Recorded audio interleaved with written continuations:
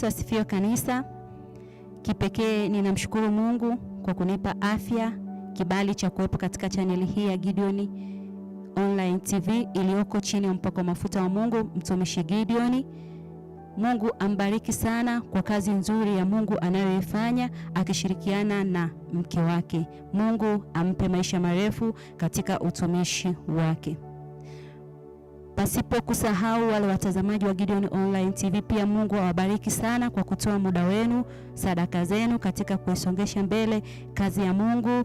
Mungu awabariki sana sana. Pia wale wanaotutazama, wanaotusikiliza, waumini, wachungaji wa kanisa la Mlima Moria, pia Mungu awabariki sana kwa muda wenu kwa ajili ya kuifanya kazi ya Mungu. Basi siku ya leo ninapenda niwakaribishe katika madhabahu ya Mlima Moria kwa ajili ya kusikiliza ujumbe wa neno la Mungu ambao utatupa matumaini ya kusonga mbele.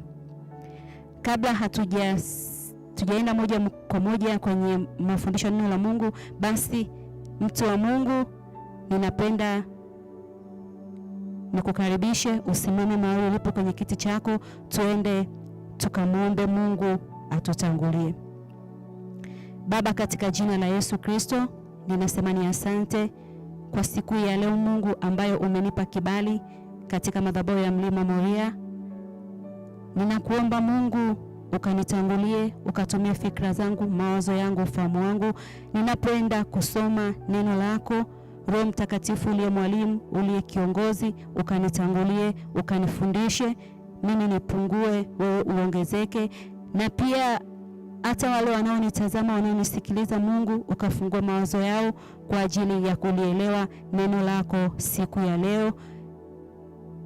Nasema ni asante Baba, ninakushukuru na naamini Mungu uko pamoja na mimi. Amen. Bwana Yesu asifiwe kanisa. Tumshangilie Mungu, tuongeze makofi mazuri kabisa kwa ajili ya Kristo, kwa sababu yeye ndiye aliyetuchagua kuiona siku ya leo, na yeye ndiye anayetupigania, anatukingia maumivu na hatari zote, na anatupa kusonga mbele tena. Basi mtu wa Mungu, moja kwa moja tuende katika ujumbe wa neno la Mungu siku ya leo wenye kichwa cha somo kinachosema kwamba Mungu hutupa nafasi ya pili. Mungu anatupaje nafasi ya pili sisi wanadamu?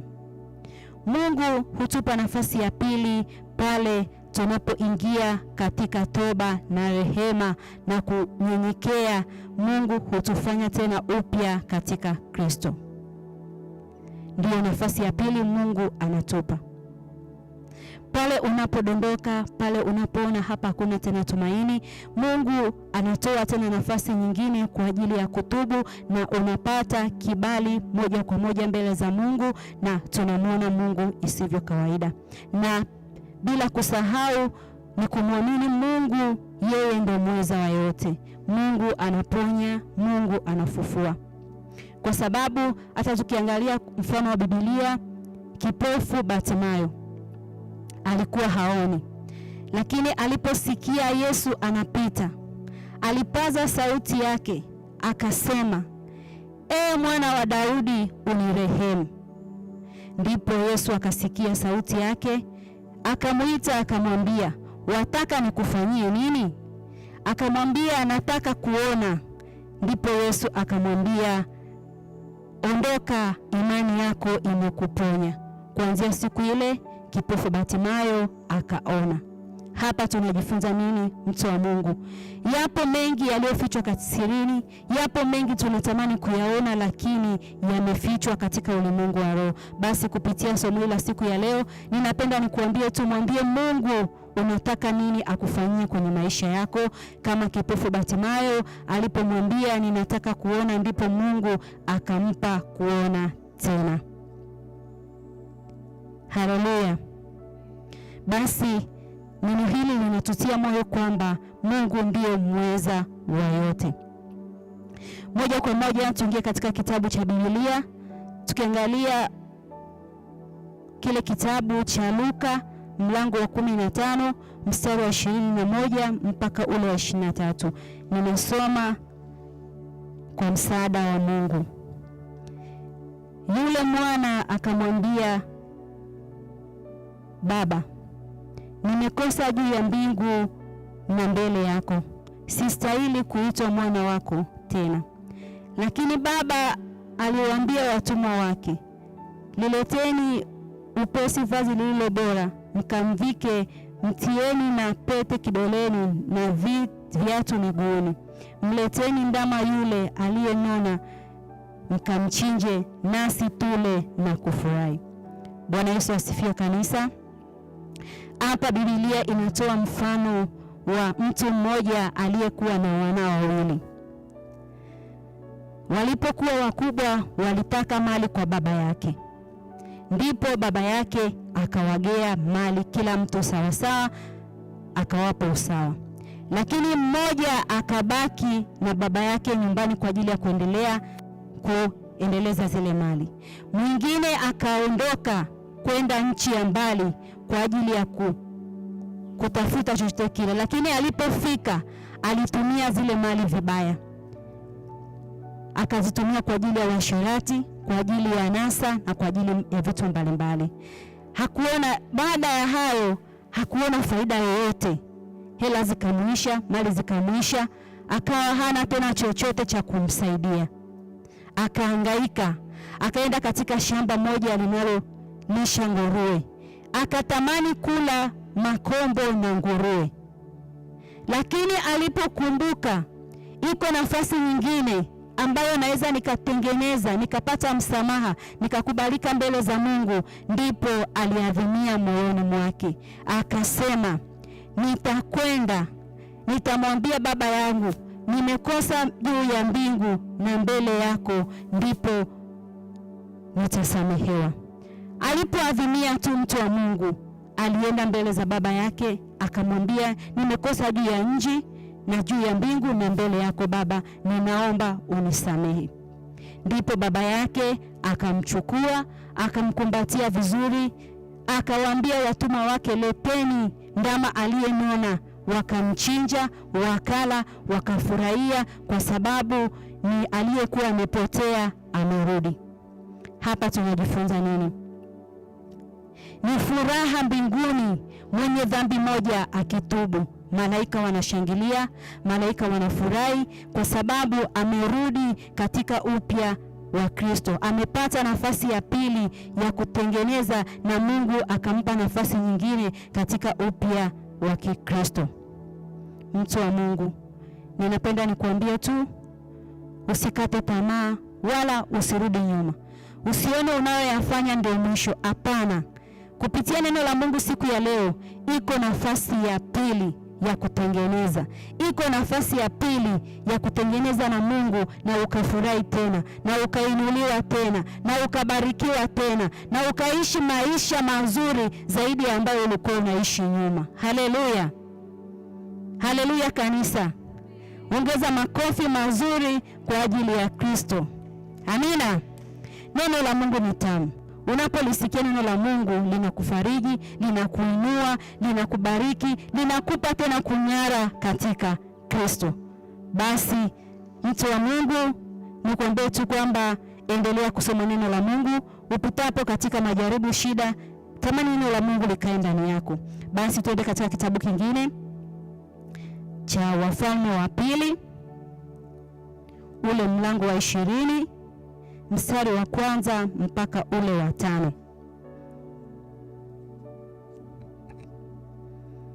Wafalme wa Pili, Wafalme wa Pili mlango wa 20 mstari wa 1 mpaka ule wa 5. Neno la Mungu linasema, siku hizo Hezekia akaugua, akawa katika hatari ya kufa. Isaya nabii mwana wa Amos akamjia akamwambia, Bwana asema hivi, tengeneza mambo ya nyumba yako, maana utakufa wala hutapona. Basi Hezekia akajigeuza, akaelekeza uso wake ukutani, akamwomba Bwana akasema, nakusihi Bwana, ukumbuke sasa jinsi nilivyokwenda mbele zako katika kweli na kwa moyo mkamilifu, na kutenda yaliyo mema machoni pako. Hezekia akalia sana sana. Ikawa kabla Isaya hajatoka katika mji wakati ya neno la Bwana likamjia kusema, rudi ukamwambie Hezekia, Mungu wa watu wangu, Bwana Mungu wa Daudi baba yako asema hivi, nimeyasikia maombi yako na kuyaona machozi yako. Tazama nitakuponya. Tazama nitakuponya. Haleluya kanisa. Hapa Biblia inamzungumzia tena mtu mmoja akiitwa Hezekia.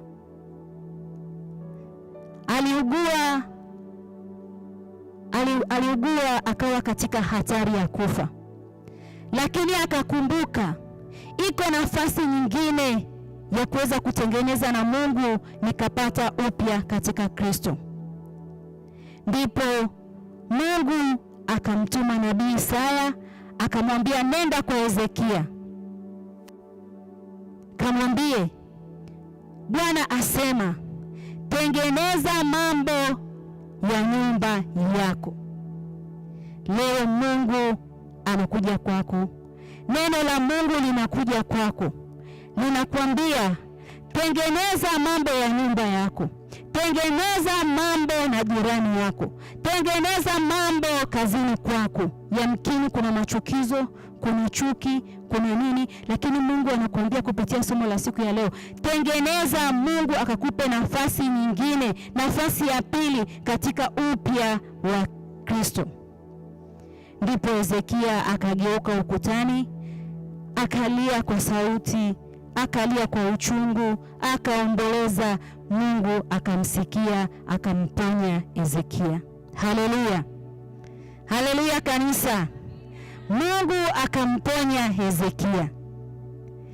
Kama Hezekia aliponywa, wewe si zaidi? Wewe si zaidi ya Hezekia?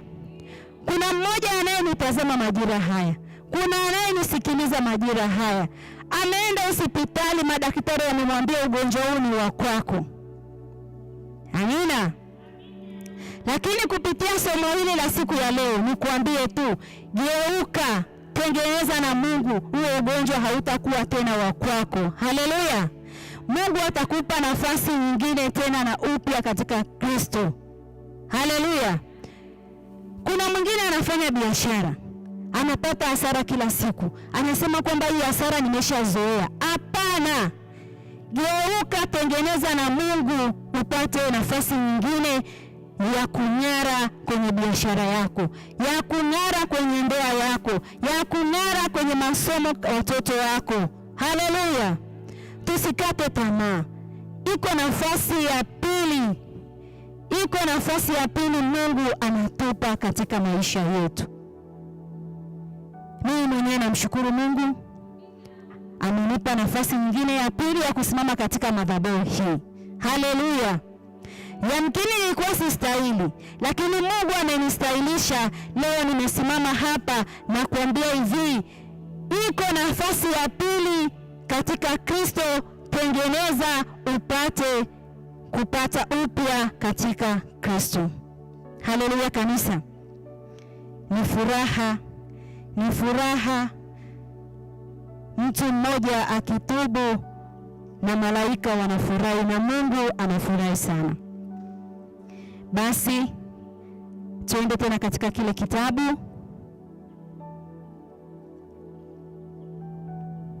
Tuende tena katika kile kitabu cha Yona, ule mlango wa 3 mstari wa 10. Hapa tunaangalia Mungu hutupa nafasi ya pili. Tukitubu na kuomba rehema, tunang'ara katika Kristo. Mimi ninakutia moyo siku ya leo, wewe uliyekata tamaa, wewe uliyeona maisha ni basi. Hapana, iko nafasi ya pili ya kutengeneza na Mungu. Geuka, acha njia zako, Mungu atakupa maisha mapya katika Kristo. Basi Yona ule mlango wa 3 mstari wa 10, neno la Mungu linasema, Mungu akaona matendo yao na ya kuwa wameiacha njia yao mbaya, basi Mungu akagairi neno lile baya ambalo alisema atawatenda asilitende tena. Haleluya kanisa. Bwana Yesu asifiwe. Mungu wetu ni Mungu wa rehema, ni Mungu si mwepesi wa hasira, ni mwingi wa rehema. Pale tunapoingia katika unyenyekevu, Mungu anatupa nafasi nyingine tena. Haleluya kanisa. Tunaona wana Ninawi. Mungu alikuwa amemtuma Yona akamwambia kwamba nenda katika ule mji wa Ninawi. Yako machafuko yanayofanyika kule. Wako watu wanaofanya vitu ambavyo havistahili mbele za Mungu. Ingia kule waambie Mungu amesema, ndani ya siku 40 nitateketeza mji wa Ninawi. Ndipo Yona akaenda, akapaza sauti yake, akapiga mbiu. Waliposikia, akawaambia kwamba Bwana wa majeshi asema hivi, ndani ya siku 40 nitateketeza mji wa Ninawi. Ndipo mfalme akatoa amri, kuanzia yule wa kwanza mpaka wa mwisho, haijalishi mpaka na wanyama na kila kitu. Mfalme akararua mavazi yake ya kifalme, akavaa mavazi ya magunia. Watu wakavaa mavazi ya magunia kwa ajili ya kuomboleza. Wakalia mbele za Mungu, wakamwambia Mungu, tumekosa Mungu, tunaomba uturehemu, tunaomba utusamehe. Ndipo Mungu akagairi hasira yake, akawapa nafasi ya pili tena ya kukubalika mbele zake. Bado ninarudi mimi na wewe, mtu wa Mungu uliyekata tamaa, uliona maisha hayaendelei tena. Mimi nikwambie tu, iko nafasi ya pili katika upya wa Kikristo kwa ajili ya kung'ara, kwa ajili ya kuinuliwa, kwa ajili ya kubarikiwa, kwa ajili ya kupata kile ambacho unakitegemea. Yuko mtu wa Mungu anayenisikiliza, anayenitazama, amezunguka kwa waganga, amezunguka sehemu zozote zile, yamkini anatafuta mtoto, lakini pasipo kujua, yamkini uko uovu uliofanywa na wakuu wa miji, wakuu wa ukoo, wakuu wa ufalme, wakasema kwenye mji huu hakuna mtu atakayepata mtoto, atakayezaa mtoto. Ile ni laana iliyoachwa mtu wa Mungu. Pasipo kujua, pasipo kumwambia Roho Mtakatifu akupe macho ya rohoni, utahangaika sana, utaharibu hela. Lakini nikwambie, iko nafasi moja tu ya kutubu kwa yale yaliyofanywa na kizazi cha nyuma, na Mungu akakurejeshea tena furaha, akakupa nafasi ya pili, ukapakata watoto wazuri wa kiume, wa kike, mapacha, kwa sababu kwa Mungu kuna kila kitu. Ni wewe kugeuka na kumkubali na kumkiri kwamba Bwana ni Mwokozi wa maisha yako. Haleluya kanisa. Ongeza makofi mazuri kabisa kwa ajili ya Kristo. Wangapi wananielewa? Wangapi wanalifurahia neno la Mungu? Ni wangapi kupitia somo hili wameinuliwa tena? Ni wangapi kupitia somo hili Mungu amewabariki? Basi Mungu akutie nguvu, Mungu akufanye wepesi, usione kwamba ni mwisho. Hapana. Iko nafasi ya pili. Iko nafasi ya pili, Esther. Mungu anatamani akuone uking'ara. Iko nafasi ya pili, Gilo. Mungu anatamani akuone uking'ara. Iko nafasi ya pili, Gift, mtumishi wa Mungu. Iko nafasi ya kuinuliwa tena. Iko nafasi ya pili. Cha muhimu ni kutengeneza tu na Mungu. Iko nafasi ya pili, mchungaji uliyekata tamaa, ukasema kazi ya Mungu hapana tena, hapana. Iko nafasi ya pili, mtumishi wa Mungu uliyekatishwa tamaa na watu, ukarudi nyuma, hapana. Tengeneza, Mungu aweze kukurudisha, kukupa tena upya katika Kristo. Basi mtu wa Mungu, mimi nipende tu kukuambia mimi mwenyewe nabarikiwa na neno hili. Nafurahi sana, na Mungu awabariki mnaonisikiliza, mnaonitazama.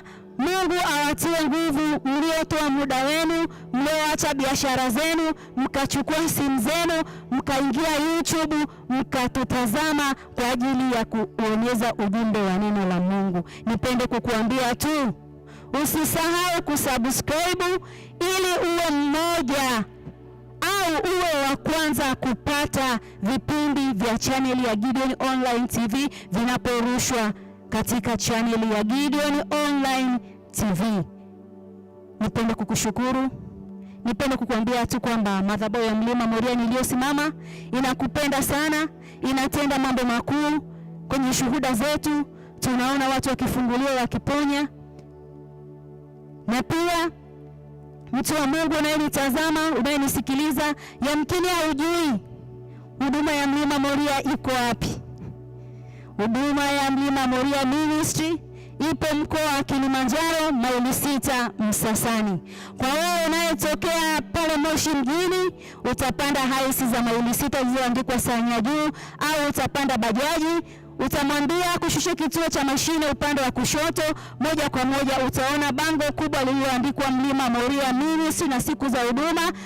Karibu tumuone Mungu wa Ibrahim, Isaka na Yakobo anavyotenda kupitia madhabahu ya Mlima Moria. Na wewe unayetokea basi barabara ya Arusha Boma, utashuka kituo cha mashine. Mungu atakutendea, atatenda mambo makuu anavyotenda katika madhabahu ya Mlima Moria. Haleluya. Basi mtu wa Mungu, mimi sina mengi ya kukuambia, sina mengi ya kukupa, ila yupo Yesu Kristo atakaye kufundisha mengi zaidi na zaidi, kwa sababu mimi ni chombo tu, ila mtendaji ni Yesu mwenyewe. Asanteni sana. Basi watu wa Mungu, tusimame tena, tufunge macho, tukamshukuru Mungu kwa ajili ya ujumbe wa neno la Mungu.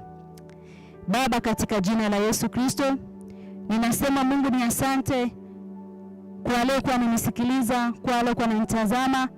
Najua Mungu kupitia neno hili, wale waliokata tamaa, wale waliona maisha hamna tena, Mungu kupitia somo hili utawainua tena, utawapa kubarikiwa, utawapa nafasi nyingine ya pili ya kung'ara katika upya katika Kristo. Nami ninasema Mungu, ninakushukuru. Naomba uzidi kutenda zaidi na zaidi katika maisha yangu, uzidi kutenda katika madhabahu ya Mlima Moria, uzidi kutenda kwa waumini, uzidi kutenda kwa watumishi, uzidi kutenda kila sehemu mbalimbali. Mungu, usitupite wala usituache pale unapodhuru wengine. Bwana, usituache. Asante Baba, na kila mmoja aseme amina, akimshangilia Mungu kwa sauti kubwa.